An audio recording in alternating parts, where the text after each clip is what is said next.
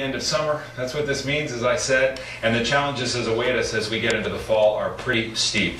Here's the context of this debate that we're having in politics and the debate about the economy. The unemployment numbers that came out in August have kept unemployment at 9.1%. No job growth in August, a pretty bleak headline. And these are the projections that the White House has released, keeping unemployment at 9% through the election year. They project it comes down to 7.8% by 2014. Something caught my eye this week, and Howard Rosen from the Peterson Institute of International Economics in the New York Times yesterday. He said this is not just a jobless recovery, it's a recovery-less recovery. Tom Friedman, the book is That Used to Be Us. It talks about what's holding America back. It talks about fears of America's decline.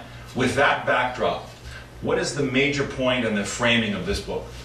Well, David, what I and my co-author Michael Mandelbaum from Johns Hopkins are basically arguing is we've got good news and bad news. The bad news is this problem didn't start in 2008 with the subprime crisis. This problem, in our view, started at the end of the Cold War.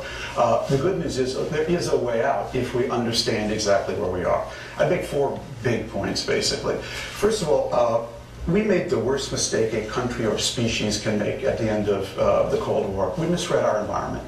We interpreted the victory in the Cold War, or the end of the Cold War, as a victory, and not understanding it was actually the onset of one of the biggest challenges we've ever faced as a country. We had just unleashed 2 billion people just like us. But the 90s turned out to be quite a party, thanks to the peace dividend, thanks to the massive productivity boost of the internet, and thanks, most importantly in many ways, to the collapse in oil prices, which was like a huge tax cut. Then that brings us into the 21st century. So really the 90s was like a 3,650-day victory parade for the United States. Start with the 2000s, 9/11, which we're going to talk to here. Tragically, 9/11 set us on a really bad course. We spent the last decade, in many ways necessarily, in many ways excessively, chasing the losers from globalization rather than the winners. And we made up for a lot of the fall behind there by basically injecting ourselves with steroids. Just as baseball players did it to hit home runs, we injected ourselves with credit steroids to create a huge housing boom and construction boom to create jobs. The third, I think, big change is a big technological change. The world, the grid of the world, basically, the number of people who can compete, connect, and collaborate exploded in the last decade. You know, I wrote a book in 2004 called The World is Flat, which was about this connecting of the world. We've gone from connected to hyper-connected in terms of the people who are now competing with us and connecting with us. When we sat down to write this book, I actually went back to The World is Flat.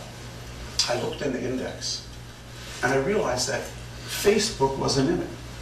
When I said the world is flat, Facebook didn't exist, or for most people didn't exist. Twitter was a sound, the cloud was in the sky, 4G was a parking place, LinkedIn was a prison, applications were what you sent to college, and for most people, Skype was a typo, okay? That all happened in just the last 7 years. And what it's done is taken the world from connected to hyper-connected.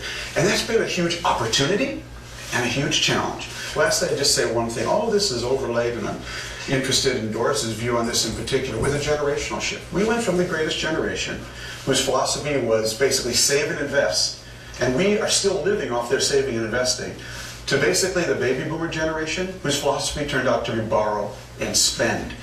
And we've really shifted from a generation born in the Depression, World War II, and the Cold War. These were serious people. They wouldn't think of shutting down the government for a minute, okay, to a generation, basically, that is much less serious. We've gone from basically the values of the greatest generation, which were what my philosopher friend Dov Seidman calls sustainable values, values that sustain, to a baby boomer generation whose values are situational values. Do whatever the situation allows. You put them all together, and I think you really account for a lot of the hole we're in right now, structurally.